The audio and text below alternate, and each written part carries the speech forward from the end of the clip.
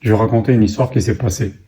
J'étais à côté de Rav Israël, et donc les gens, on les recevait le mardi, le jeudi et le dimanche, et le lundi et le mercredi, c'était plutôt des questions par téléphone. Il y a une famille qui appelle, qui sont des érudits, des Talmidei Chachamim, et ils disent voilà, notre père se sent vraiment très très mal, on voudra appeler les pompiers. Notre père est âgé, on va appeler les pompiers, le SAMU, l'amener à l'hôpital, c'est super grave. Et bien sûr, le Rav, il demande plein d'informations sur l'état de la personne, du père, et le Rav dit non, vous appelez pas le SAMU. Et les gens, ils sont quand même choqués. Et pourquoi? Le Rav dit parce qu'il est en train d'agoniser.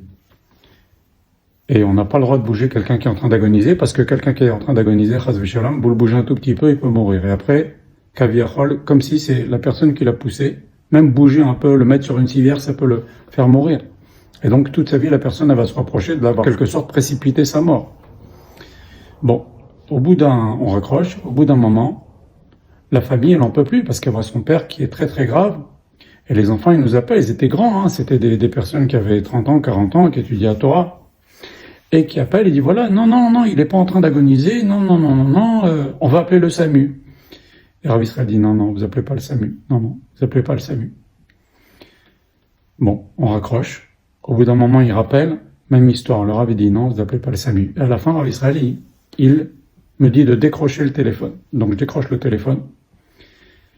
Et finalement, cette personne-là, dans quelques minutes qui a suivi, est décédée. De toute façon, le Rav a bien vu qu'elle était en train d'agoniser, mais heureusement qu'ils ont écouté le Rav, parce que s'ils avaient appelé le SAMU serait arrivé, il aurait bougé un tout petit peu, et ils auraient eu sur leur conscience d'avoir précipité la mort de leur père, chas v'shalom.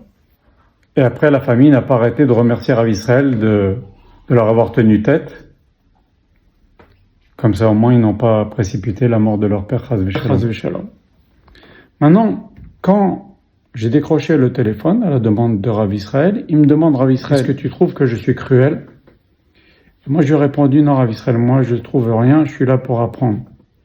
Et en fait, Rav Israël, il a été très, très chacham, très, très fort de décrocher le téléphone comme ça. Ces gens-là, ils en restent là sur la réponse du Rav et ils font pas de manœuvres qui vont précipiter la mort de leur père, chas v'shalom.